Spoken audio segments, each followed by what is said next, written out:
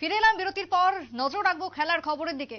Senior মহিলা ক্রিকেটে জয়ের হ্যাটট্রিক ত্রিপুরার। এই মুহূর্তের আরো একবার জানিয়ে রাখি যে বড় খবর রাজ্যের জন্য, সিনিয়র মহিলা ক্রিকেটে জয়ের হ্যাটট্রিক ত্রিপুরার। কর্ণাটকের বিরুদ্ধে ঐতিহাসিক জয় পেল রাজ্য দল। ব্যাটিং এবং বোলিং এ বাজি মাত ক্রিকেটারদের। একদিকে আমরা দেখতে পাচ্ছি রাজ্যের বুকে চলছে রঞ্জি, এবং সেই রঞ্জিতে যেরকম রাজ্যের ছেলেদের, রাজ্যের ক্রীড়া ক্ষেত্রে যেরকম একটা ব্যাপকভাবে সাড়া ফেলেছে রাজ্যের ক্রিকেটাররা, অন্যদিকে মহিলা দলের ক্ষেত্রেও কিন্তু একেবারে হ্যাটট্রিক। সিনিয়র মহিলা ক্রিকেটে জয়ের ক্ষেত্রে রীতিমতো আমরা বলতে পারি হ্যাটট্রিক। কর্ণাটকের বিরুদ্ধে ঐতিহাসিক জয় রাজ্য দলের। টেলিফোন লাইনে রয়েছে মহিলা ক্রিকেটের কনভেনার, টিমের কনভেনার রঞ্জন দত্ত। রঞ্জন বাবু, নিউজ ভ্যানগার্ডের লাইভে আপনাকে স্বাগত। Thank you. রঞ্জন বাবু, মহিলা ক্রিকেটের ক্ষেত্রে একেবারে হ্যাটট্রিক বলা যেতে পারে। বোলিং ব্যাটিং সবেতেই বাজিমাত মহিলাদের। এই যে টানা তৃতীয় জয়, শক্তিশালী ভাবে তারা যে জয় পেল তিনটে ম্যাচে, কেমন অনুভূতি আপনার কনভেনার হয়ে?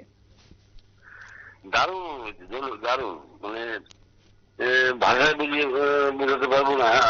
অত্যন্ত আনন্দ এবং ভালো লাগছে যে ম্যাচগুলি খুব দারুণ ভাবে জিতলো আর কি। আজকের ম্যাচটা তো খুবই শক্ত ম্যাচ ছিল। কর্ণাটকের সঙ্গে কোনোদিনই জিতে ত্রিপুরা, আজকে জিতলো। প্লেয়াররাও খুব খুশি এবং তারা 100% এফোর্ট দিল এবং আমরা জিতলাম।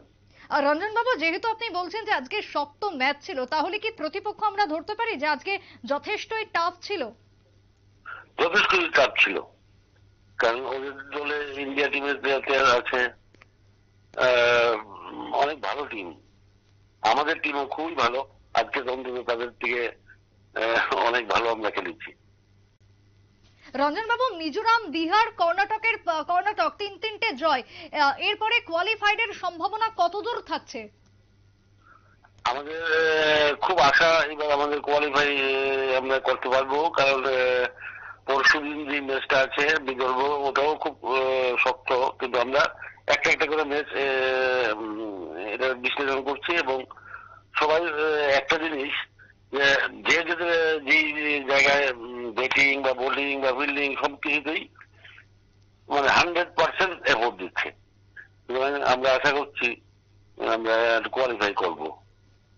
রঞ্জন বাবু, শুধু এই ম্যাচের কথা যদি বাদ দিই, অন্যান্য ক্ষেত্রে রাজ্যের মহিলা টিম, মহিলা ক্রিকেটাররা এই মুহূর্তে কতটা পরিপক্ক রয়েছে? আমাদের মহিলা সিনিয়র দলের যারা, এটা সিনিয়র টিমের খেলা চলছে, ওরা সত্যি ভালো। মানে হয়তো অনেকটা সুযোগ সুযোগ হলে আরো কিছু ভালো হবে। তাদের মধ্যে ব্যাটসম্যান বা বোলার খুব ভালো কোয়ালিটি আছে আমি যা দেখলাম। আর রঞ্জন বাবু, ক্রীড়া ক্ষেত্রে মহিলাদের জন্য রাজ্যে কতটুকু সুযোগ রয়েছে, সুযোগ সুবিধা কতদূর রয়েছে? ক্রীড়া ক্ষেত্রে আমরা তো খুব চেষ্টা করছি, কারণ মেয়েদের বিভিন্ন এখন অনেকগুলি টুর্নামেন্ট হচ্ছে। Senior, আন্ডার-23, under-19, আন্ডার-15। তো আস্তে আস্তে খুব সুযোগ সুবিধা অনেক বাড়বে। ক্রিকেটে তো অনেক সুযোগ রয়েছে। জোনালে যাচ্ছে আমাদের মহিলা টিমের দুটো প্লেয়ার জোনাল টিমে চান্স পেয়েছিল, ওরা গেছে। আস্তে আস্তে অনেক অনেক সমৃদ্ধি হবে। এখন WPL শুরু হয়েছে, দেখা যাক। আমাদের এক টিমে গত সিজনে গুজরাট টাইটান্সে ডাক পেয়েছিল, যদিও মানে ট্রায়ালে ডাক পেয়েছিল। তো দেখা যাক, হবে, খুব ভালো হবে মনে হচ্ছে। রঞ্জন বাবু, এই পারফরমেন্সের পর রাজ্যে কোনো মহিলা ক্রিকেটার জাতীয় একাডেমি থেকে ডাক পাবে কি মনে হয়? দেখি, ওই আবার তো 19 তারিখে ওই আমাদের জোনালের যে টুর্নামেন্ট, তার সিলেকশন আছে, ওখানে গিয়ে যদি ভালো করতে পারে পেতে পারে, পাওয়ার চান্স খুব বেশি। কারণ কোয়ালিটি মানে কোয়ালিটি ভালো। মানে এমন না যে ইন্ডিয়া টিমের প্লেয়ার থেকে ওরা খারাপ। সবাইকে বলছি না, কিন্তু কয়েকজন তো আছে খুবই ভালো। অনেক ধন্যবাদ রঞ্জন বাবু আপনাকে আমাদের সঙ্গে নিউজ ভ্যানগার্ডের টেলিফোন লাইনে লাইভে থাকার জন্য।